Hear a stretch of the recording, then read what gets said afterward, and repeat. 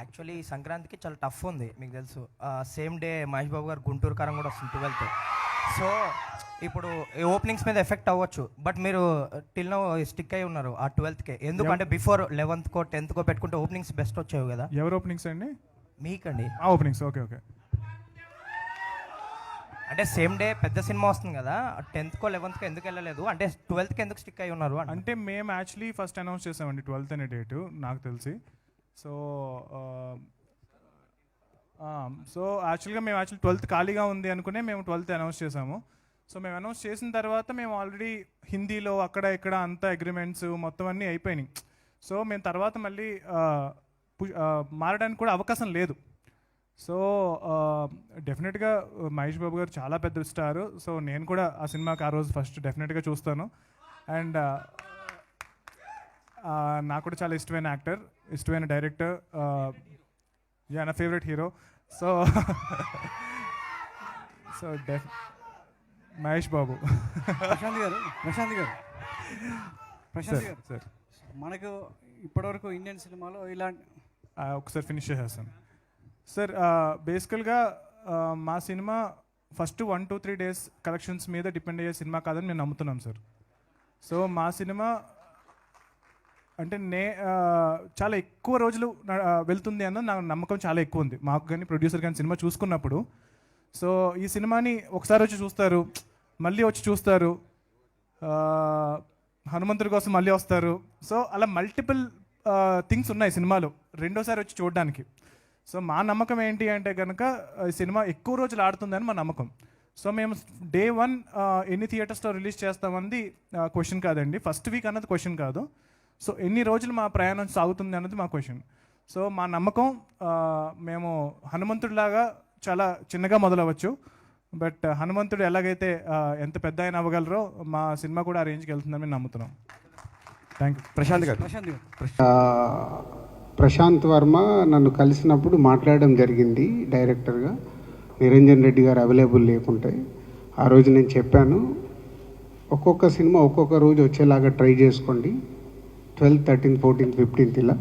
So అప్పుడు ప్రశాంత్ వర్మ గారు చెప్పింది, వాళ్ళు మేజర్గా హిందీ టార్గెట్ చేస్తున్నాం సార్, హిందీ మాకు 12th రావాలి, వేరే ఆప్షన్ లేదు అని చెప్పడం జరిగింది. సో ఇప్పుడు ప్రశాంత్ వర్మ చెప్పిన దాని ప్రకారం హనుమాన్ హిందీ బేసిక్గా వాళ్ళు మేజర్గా చూస్తున్నారు కాబట్టి హిందీకి వచ్చే వరకు వాళ్ళకి ఫ్రైడేనే రిలీజ్ ఉండాలి, కాబట్టి అది మారడానికి ఛాన్స్ లేదు.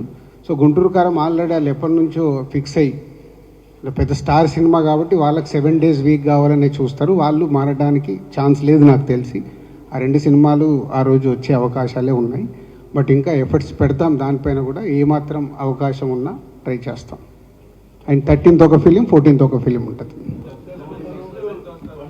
మనకు. దయచేసి అదే మళ్ళీ ఇందాకే నేను చెప్పాను కదా, క్వశ్చన్ అండ్ ఆన్సర్లో మీది ఏదో అడుగుతారు, మేము ఏదో చెప్తాము, దాన్ని హైలైట్ చేసి పంపించద్దు. ఇది ఎందుకంటే హెల్దీ కోసం చేసిన ప్రయత్నం, నేను అందరం అప్రిషియేట్ చేసి మీరు కూడా అప్రిషియేట్ చేసి దీన్ని ప్రాపర్గా తీసుకెళ్ళండి. Thank you.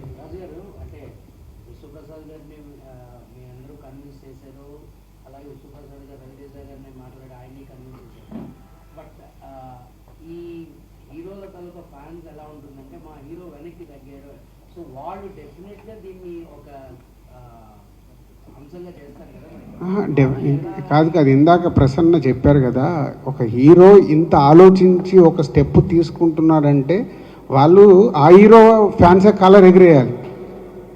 అరే కోఆపరేట్ చేసినంత కాలర్ ఎగిరేయాలి. ఇది అంత ఈజీగా, ఇందాక దాము గారు చెప్పారు కదా, ఒక నిర్ణయం మేము తీసుకోవాలి, కాపీ రెడీ పెట్టుకొని ఓ 3-4 వారాలు వెనకకి వెళ్ళాలి అంటే ఒక ప్రొడ్యూసర్కి ఆ ప్రాజెక్ట్ మీద ఇంట్రెస్ట్ ఎంత పడుతుంది తెలుసా? ఎకానమిక్స్ చాలామందికి తెలియదు. అంటే మాకు ప్రొడ్యూసర్గా ఎవ్రీ రూపీ క్యాలిక్యులేటెడ్.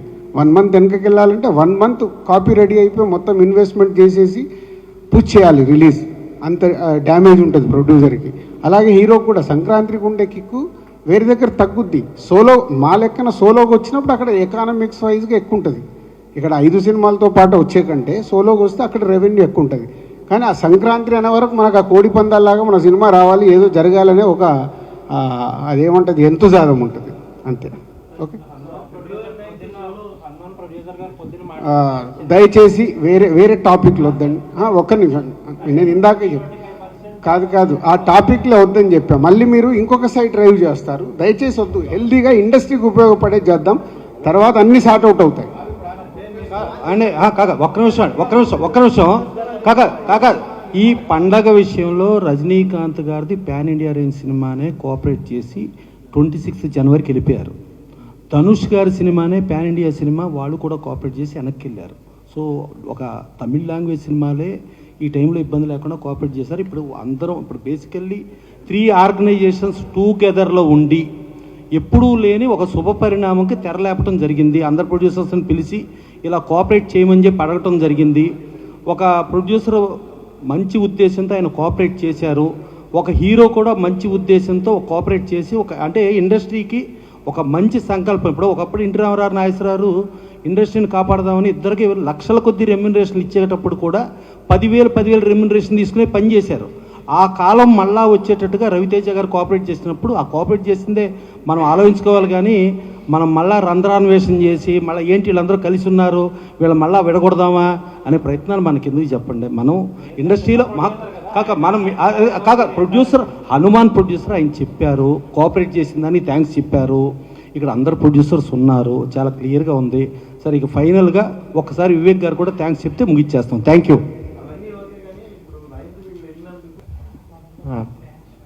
2 ఛాంబర్లకి అలాగే కౌన్సిల్కి అందరికీ థ్యాంక్స్ అండి. మీ టైం వెచ్చించి ఈ ప్రాబ్లమ్ సాల్వ్ చేయడానికి ట్రై చేసినందుకు. అలాగే మీడియా వారికి అందరికీ థ్యాంక్స్ అండి.